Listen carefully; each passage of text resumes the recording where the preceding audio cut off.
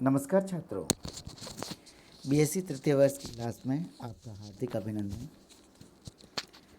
पिछली कक्षाओं में हम उपाप चयन के बारे में पढ़ रहे थे।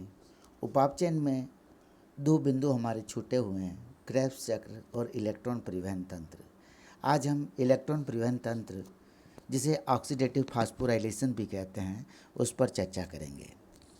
इलेक्ट्रॉन परिवहन तंत्र, रेस्पिरेटरी चेन या ऑक्सीडेटिव फास्फोराइलेशन, ये सभी एक ही नाम है। यह अध्याय आपके समक्ष प्रस्तुत कर रहा हूँ मैं प्रेम सिंह चौहान, सह आचार्य प्राणीशास्त्र, सेठ रंगलाल कोठारी, राजकीय महाविद्यालय राजसमंद से।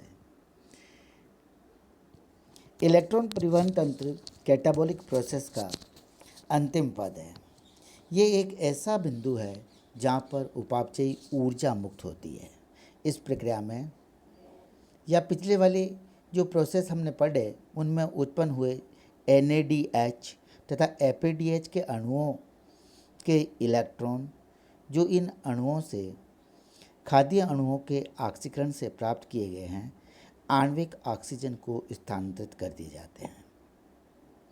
इस बात को मैं आपके समक्ष पुनः रिपीट करता हूँ कि पिछले मेटाबॉलिक प्रक्रमों के द्वारा उत्पन्न हुए जितने भी NADH तथा FADH2 के अणुओं हैं, उनसे इलेक्ट्रॉन आणविक ऑक्सीजन को स्थानांतरित कर दिए जाते हैं।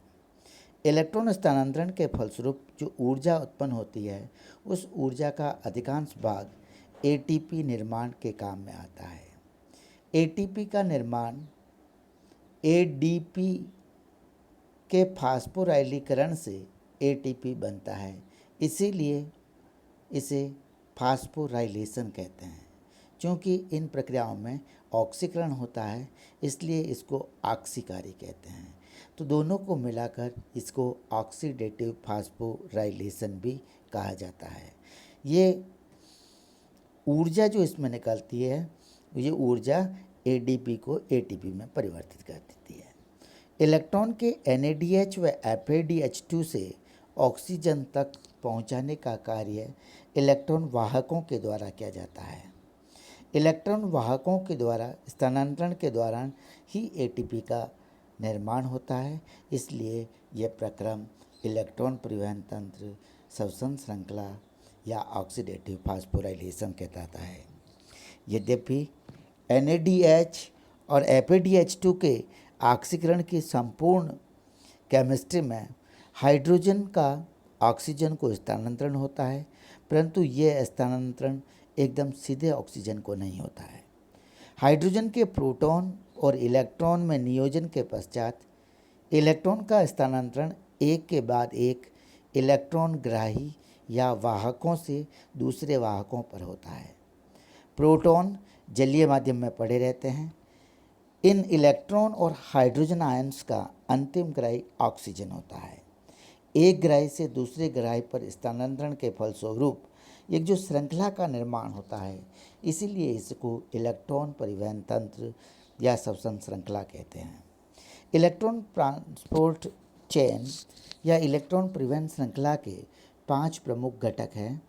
इन घटकों को यदि क्रमबद्ध तरीके से देखें तो सबसे पहला घटक पायरिमिडिन संबंध डिहाइड्रोजिनेज कहता है। पायरिमिडिन के द्वारा संबंध डिहाइड्रोजिनेज एंजाइम्स जो होते हैं, ये NAD+ को एंजाइम के रूप में प्रयुक्त करते हैं। इसकी उपस्थिति में साइटोसोल और माइटोकॉन्ड्रिया में विहाइड्रोजनीकरण क्रियाओं के फलस्वरूप जितने भी उत्पन्न हुए 2H को NAD+ ग्रहण कर लेता है। NAD+ ग्रहण कर लेने के पश्चात इसे आगे के वाहक को दे देता है।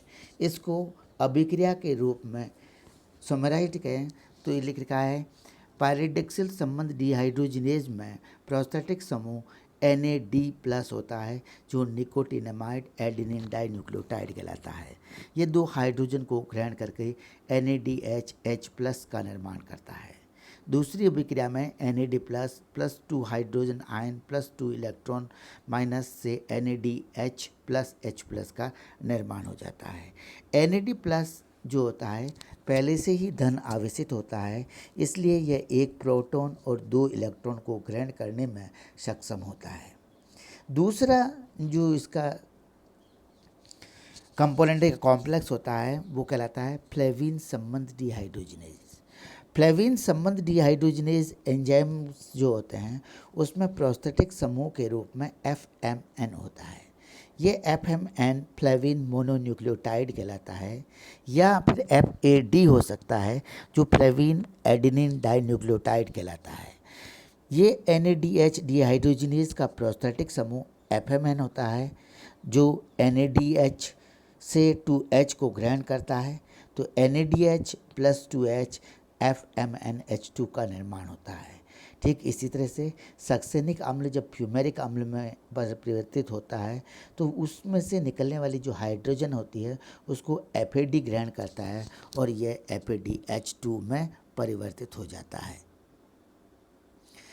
तीसरा जो कॉम्प्लेक्स है वो कोएंजाइम Q कहलाता है। कोएंजाइम Q वाले कॉम्प्लेक्स को यूबिक्विनोन भी कहते हैं। यह लिपिड सोल्यूबल कोएंजाइम है जो 2 प्रोटॉन और 2 इलेक्ट्रॉन को ग्रहण करता है। चौथा अवयव कंपोनेंट इसका साइटोक्रोम कहलाता है। साइटोक्रोम्स जो होते हैं ये हीम युक्त प्रोटीन्स होते हैं। साइटोक्रोम्स की खोज सबसे पहले कैलिन ने 1925 में की थी। साइटोक्रोम में प्रोस्थेटिक समूह के रूप में आयरन होता है। इस आयरन में पोरफायरिन युक्त होता है। साइटोक्रोम में ये इलेक्ट्रॉन का वाहक करते हैं। इलेक्ट्रॉन स्थानांतरण की प्रक्रिया में इसमें अपचयित अवस्था इसकी फेरिक कहलाती है और इसका ऑक्सीकरण हो जाने पर यह फेरस Fe2+ का निर्माण करती है। फेरस का अपचयन होता है तो फेरिक बनती है, अपचयन होने पर फेरिक बनती है Fe3+ और ऑक्सीकरण होने पर Fe2+ का निर्माण होता है। इसको अभिक्रिया के माध्यम से यहाँ प्रदर्शित कर रखा है। Fe3+ में इलेक्ट्रॉन का एडिशन हो जाता है तो Fe2+ बन जाता है। Fe2+ में से इलेक्ट्रॉन निकल जाता है तो Fe3+ बन जाता है। ये माइटोकॉन्ड्रिया की इनर माइटोकॉन्ड्रियल मेम्ब्रेन पर इलेक्ट्रॉन परिवहन हेतु 5 प्रकार के साइटोक्रोम्स पाए जाते हैं। इन 5 प्रकार के साइटोक्रोम्स में आयरन सल्फर प्रोटीन्स महत्वपूर्ण भूमिका निभाते हैं। तो पांचवा वाला पोर्शन वो इसका आयरन सल्फर प्रोटीन्स होता है। इनमें सेंटर के रूप में Fe और S होता है। ये हीम रहित प्रोटीन होते हैं जो इलेक्ट्रॉन परिवहन श्रृंखला से संबद्ध होते हैं। ये प्रोटीन NADH डिहाइड्रोजनेज फ्लेवोप्रोटीन व साइटोक्रोम B के साथ संबंध होते हैं। इनमें आयरन सल्फर प्रोटीन या केंद्र इलेक्ट्रॉन वाहक का कार्य करते हैं, परंतु श्वसन श्रृंखला में इसकी भूमिका क्या होती है ये अभी तक ज्ञात नहीं है। इलेक्ट्रॉन परिवहन तंत्र के उपरोक्त सभी अवयव माइटोकॉन्ड्रिया की अंतःकला पर स्थित होते हैं, इसलिए अंतःकला में ये 4 कॉम्प्लेक्स पाए जाते हैं। इसके अतिरिक्त जो 5वां कॉम्प्लेक्स है साइटोक्रोम Q, कोएंजाइम Q या साइटोक्रोम C जो एक गतिशील वाहक के रूप में होता है। इन्हें कुछ चित्रों के माध्यम से यदि हम देखें तो आगे वाली स्लाइड में हमको इसको डिटेल में देख सकते हैं। यहाँ हमें ग्लाइकोलाइसिस की क्रिया से स्टार्ट कराया है इसने कि हमारे पास जो ग्लूकोज था ये ग्लूकोज है जिसका ग्लाइकोलाइसिस हुआ और ग्लाइकोलाइसिस का अंतिम उत्पाद पाइरूवेट बनता है और इसमें जो NADH निकले हैं और डायरेक्ट ATP के रूप में हमें 2 ATP प्राप्त होते हैं। ये क्रिया जो होते हैं कोशिका के कोशिका द्रव्य में संपन्न होती है। पायरुविक एसिड का डीकार्बोक्सिलेशन होता है तो ये एसिटाइल को एंजाइम A में परिवर्तित हो जाता है। कोशिका द्रव्य में बना हुआ एसिटाइल को एंजाइम A अब माइटोकॉन्ड्रिया के मेम्ब्रेन को पार कर जाता है। ये माइटोकॉन्ड्रिया है, माइटोकॉन्ड्रिया की आउटर मेम्ब्रेन और इस तरह से बनाई हुई इनर मेम्ब्रेन। माइटोकॉन्ड्रिया की आउटर मेम्ब्रेन से इनर मेम्ब्रेन के बीच वाला पोर्शन माइटोकॉन्ड्रियल मैट्रिक्स कहलाता है और माइटोकॉन्ड्रियल मैट्रिक्स जो होती है उस माइटोकॉन्ड्रियल मैट्रिक्स में क्या होती है, क्रैब साइकिल होती है। तो ये माइटोकॉन्ड्रिया के मैट्रिक्स में क्रैब साइकिल हुई है और माइटोकॉन्ड्रिया की जो इनर मेम्ब्रेन है जो हमने वल्लनों के माध्यम से शो कर रखी है इसमें इलेक्ट्रॉन परिवहन तंत्र जो होता है ये पाया जाता है। ये कीमो ऑस्मोटिक फास्फोराइलेशन करता है। इन सब की क्रिया के फलस्वरूप ATP जो उत्पन्न होते हैं उन ATP को दर्शा रखा है। ये इनर माइटोकॉन्ड्रियल मेम्ब्रेन्स में पाई जाने वाली संरचना को चित्र के माध्यम से प्रदर्शित कर रखा है कि इसमें एक F1 पार्टिकल पाया जाता है जिसमें ATPase एंजाइम उपस्थित होता है, और हाइड्रोजन आयंस जो है जब ग्रेडियंट क्रिएट होता है तो बाहरी सतह से अंदर की ओर माइटोकॉन्ड्रिया में पुनः प्रवेश करते हैं। इसको हम आगे और देखेंगे।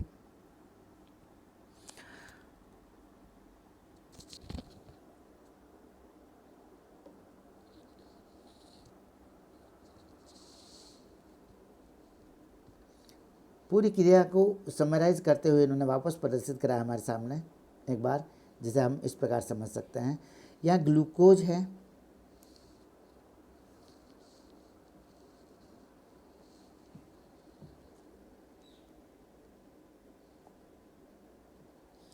ग्लूकोज का जब ग्लाइकोलाइसिस की क्रिया में जाता है ग्लूकोज, तो ग्लाइकोलाइसिस में जाने के कारण इसमें से जो बीच में से उत्पाद बनते हैं उन उत्पादों में क्या बनता है, ग्लूकोज 6 फास्फेट बनता है। ग्लूकोज 6 फास्फेट से फ्रक्टोज 6 फास्फेट बनता है। फ्रक्टोज 6 फास्फेट से फ्रक्टोज 1,6 डाइफॉस्फेट बनता है। और फ्रक्टोज 1,6 डाइफॉस्फेट को जब टूटता है तो उससे दो उत्पाद बनते हैं, एक डाईहाइड्रोक्सीएसीटोन फास्फेट और दूसरा ग्लिसरीएल्डिहाइड। यहाँ डाईफॉस्फोग्लिसरीएल्डिहाइड बना। ये डाईफॉस्फोग्लिसरीएल्डिहाइड जब डाईफॉस्फोग्लिसरिक एसिड में परिवर्तित होता है तो ये इस क्रिया में निकलने वाली जो हाइड्रोजन होती है वो हाइड्रोजन जो है सब्सटेंस श्रृंखला में चली जाती है, और ये पता रहता है ग्लिसरॉल फॉस्फेट शटल। इन्हीं में दूसरा जो शटल कहलाता है मेलेट एस्पार्टेट शटल कहलाता है। लास्ट में जो पायरुविक एसिड बन गया तो वो एसिटाइल कोएंजाइम ए में परिवर्तित होता है, और एसिटाइल कोएंजाइम ए के द्वारा परिवर्तित होने पर निकलने वाले हाइड्रोजन वो भी NAD के द्वारा ग्रहण कर दिया जाता है। मेरा कहने का अभिप्राय यह है कि जब डाईफॉस्फोग्लिसरीएल्डिहाइड फास्फोग्लिसरिक एसिड में परिवर्तित होता है तो जो हाइड्रोजन निकलते हैं उन हाइड्रोजन को कौन ग्रहण कर रहा है, NAD ग्रहण कर रहा है। ये NAD ग्रहण करके आगे की ओर इसको पहुंचा देता है, ठीक है। फिर एसिटाइल कोएंजाइम जो डाईफॉस्फोग्लिसरिक एल्डिहाइड जब पायरुविक एसिड में निकलता है तो भी हाइड्रोजन निकलता है, उसको NAD ग्रहण करता है। इनको एरो के माध्यम से दर्शा रखा है, एक इस एरो के माध्यम से, दूसरा इस एरो के माध्यम से। तो glycerol phosphate shuttle, malate aspartate shuttle, decarboxylation of the pyruvic acid या ऑक्सलो एसिटिक एसिड का जो है डिहाइड्रोजनीकरण होने पर जो हाइड्रोजन निकलता है उन सभी को NAD+2H ग्रहण कर लेता है। अब यहाँ अंतिम ग्लाइकोलाइसिस का अंतिम उत्पाद एसिटाइल कोएंजाइम ए बना, और acetyl coenzyme A Krebs cycle की क्रिया में भाग ले देता है।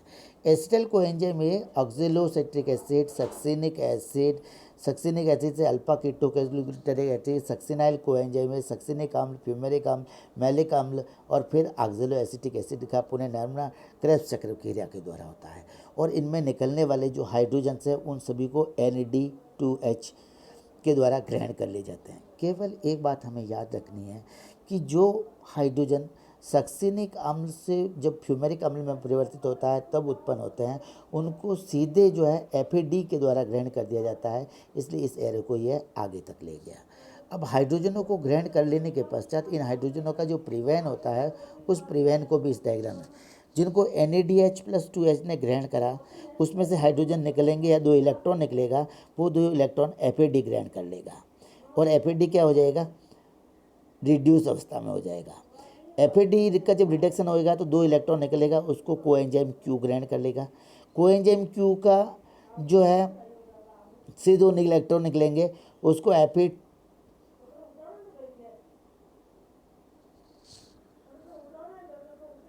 Fe2+ ग्रहण कर देगा।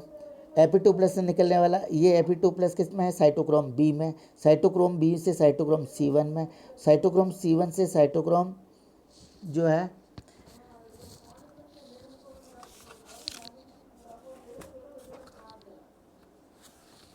A में,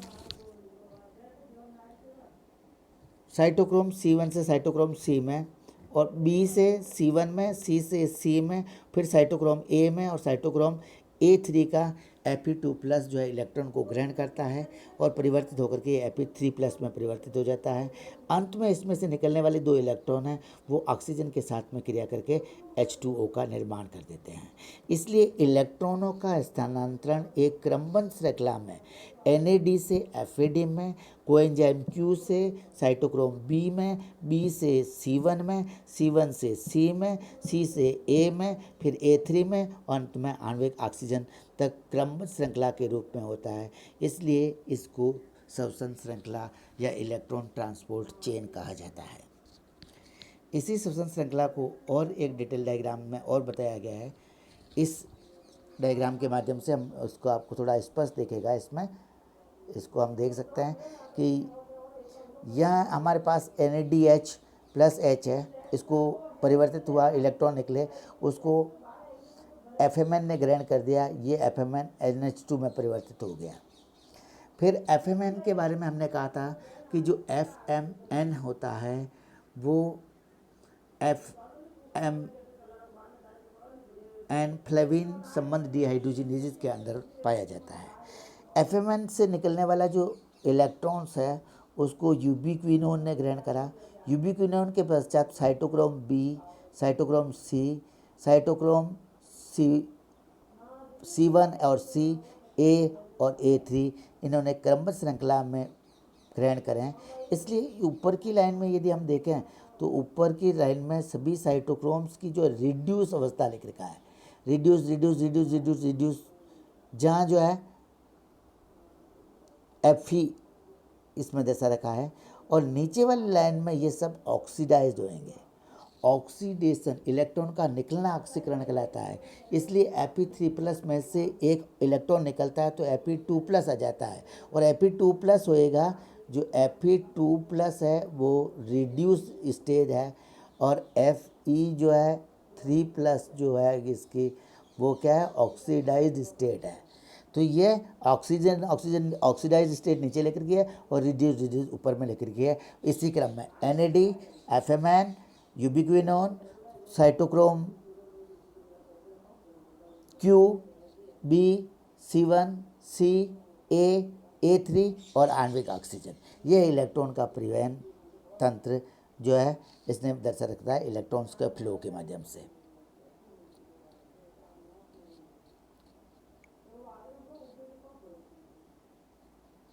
अब इलेक्ट्रॉन परिवहन श्रृंखला में इनका परिवहन हो जाने के फलस्वरूप हमारे पास क्या बात आती है भाई, हमारे पास आती है कि अब हम इसकी एनर्जी स्टिक्स की बात कर देते हैं। तो एनर्जी स्टिक्स में इसने बता रखा है, यह जो थोड़ी सी मैं बात आपको और बता देना चाहता हूँ कि ये जो डायग्राम है माइटोकॉन्ड्रिया में ATP के संश्लेषण का। इलेक्ट्रॉन का परिवहन हमने देख लिया। इलेक्ट्रॉन परिवहन में हमें ऊर्जा उत्पन्न होती है। उस ऊर्जा जो होती है ये ऊर्जा ADP एडिनोसिन डाइफॉस्फेट को एडिनोसिन ट्राइफॉस्फेट में परिवर्तित करती है, यानी कि एडिशन ऑफ द फॉस्फेट समूह एट द ADP लेवल। तो ADP से ATP में जब परिवर्तित होएगा तो ADP का फास्फोराइलेशन होता है, इसलिए इसको फास्फोराइलेशन कहते हैं। फास्फोराइलेशन के साथ ऑक्सीकरण हुआ इसलिए इसको ऑक्सीडेटिव फास्फोराइलेशन कहते हैं, उसको भी हम पढ़ देते हैं। यहाँ पर हमारी ये इलेक्ट्रॉन परिवहन श्रृंखला दे रखी है जिसमें इलेक्ट्रॉन का NADH से आणविक ऑक्सीजन तक परिवहन होता है और हर एक स्टेप में जो इलेक्ट्रॉन तो आगे 2 इलेक्ट्रॉन का युग्म होता है ये तो आगे परिवहित हो जाता है, किंतु जो हाइड्रोजन आयन उत्पन्न होते हैं उस हाइड्रोजन आयन को माइटोकॉन्ड्रिया के बाहर निकाल दिया जाता है।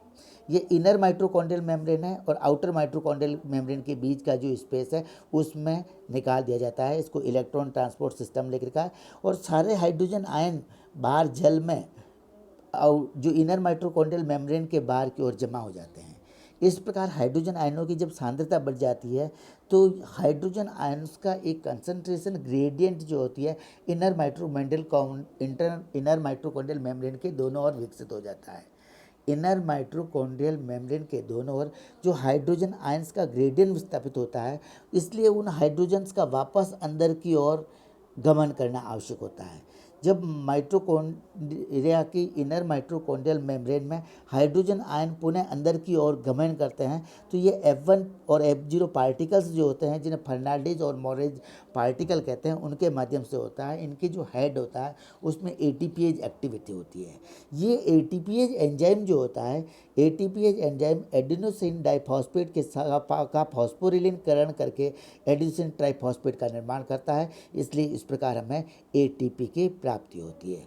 यहाँ सी साइड का मतलब cytoplasmic face of the mitochondria कहलाती है, और एम का जो है मैट्रिक्स फेस है, यह ऑक्सीडेटिव फास्फोराइलेशन को दर्शाया गया है। इधर इसका ऑक्सीडेटिव फेस है, तो इसलिए यह ऑक्सीडेटिव फास्फोराइलेशन कहलाता है।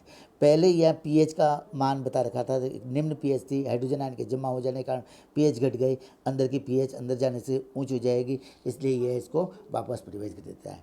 तो ये इलेक्ट्रॉन ट्रांसपोर्ट सिस्टम और ये ऑक्सीडेटिव फास्फोराइलेशन को प्रदर्शित करने वाला डायग्राम आपके समक्ष प्रस्तुत किया गया है। अब हम इसकी एनर्जी स्टिक्स को देख लें कि ग्लूकोज का एक अणु जो मुक्त होता है वो हमें कितनी ऊर्जा देता है। ग्लूकोज का एक अणु जब ग्लाइकोलाइसिस की क्रिया में भाग लेता है तो ग्लाइकोलाइसिस की क्रिया में हमें सीधे 2 एटीपी अणु देता है। ग्लाइकोलाइसिस की क्रिया में उत्पन्न हुए जो है अणु हैं एटीपी, उन एटीपी में से 2 एटीपी अणु तो खर्च हो जाते हैं और 4 का टोटल प्रोडक्शन होता है, तो 2 एटीपी का हमें नेट गेन होता है। इसके साथ ही 2 हाइड्रोजन आयन होते हैं, 2 हाइड्रोजन आयन वो कहाँ चले जाते हैं, वो श्वसन श्रृंखला में चले जाते हैं। जब ग्लाइकोलाइसिस का अंतिम उत्पाद पायरुविक एसिड है, पायरुविक एसिड का ऑक्सीकरण होता है तो एसिटाइल कोएंजाइम में बनता है, यहाँ से भी 2 हाइड्रोजन निकलेंगे, ये भी श्वसन श्रृंखला में चले जाएंगे।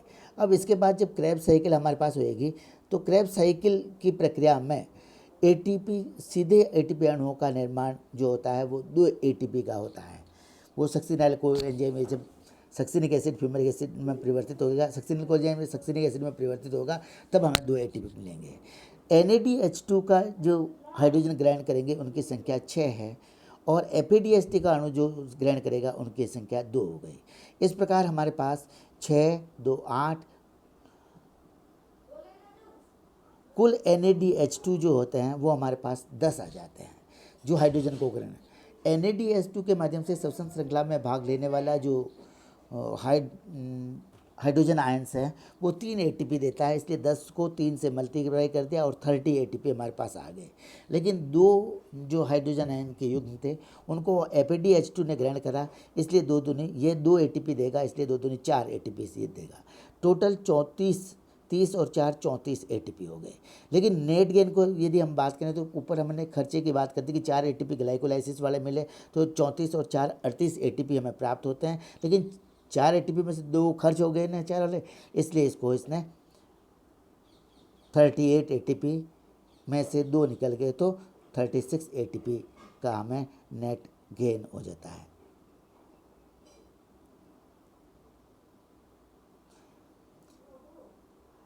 थर्टी 34 एटीपी का आपके दिमाग में थोड़ा सा कन्फ्यूजन इसलिए होगा क्योंकि ग्लूकोज 6 फास्फेट, फ्रैक्टोज 6 फास्फेट और फ्रैक्टोज 1,6 डाइफास्फेट, 2 बार फास्फेट हुआ ग्लूकोज का, इसलिए 2 एटीपी है, 36 एटीपी और 38 एटीपी का यहाँ सही करेक्ट आंसर हमारे पास रहेगा।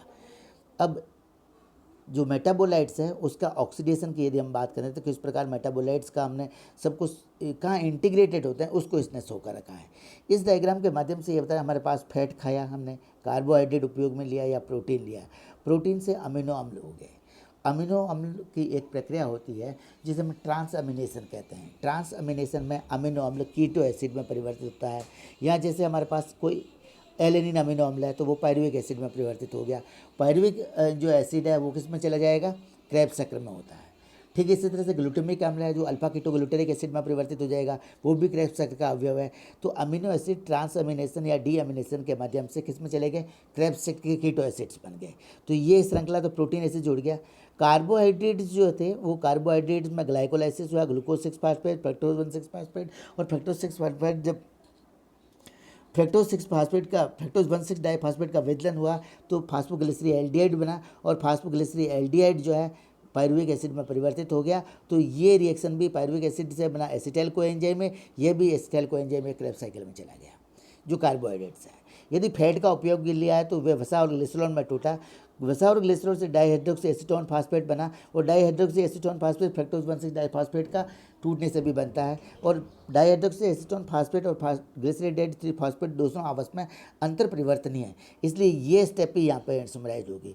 या फिर ग्लिसरॉल से डायरेक्ट एसिटाइल कोएंजाइम ए बना, तो ये क्रिया भी जा करके क्रेब्स चक्र में एसिटाइल कोएंजाइम के माध्यम से मिल गई।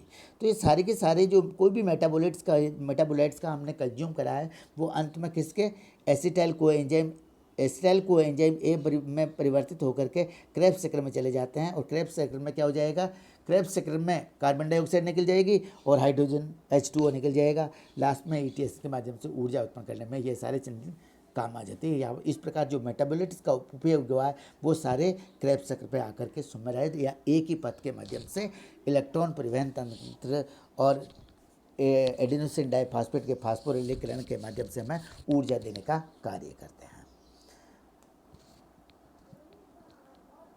Thank you for watching this video. अपेक्षा करते हैं कि ये वीडियो आपके लिए उपयोगी साबित होगा।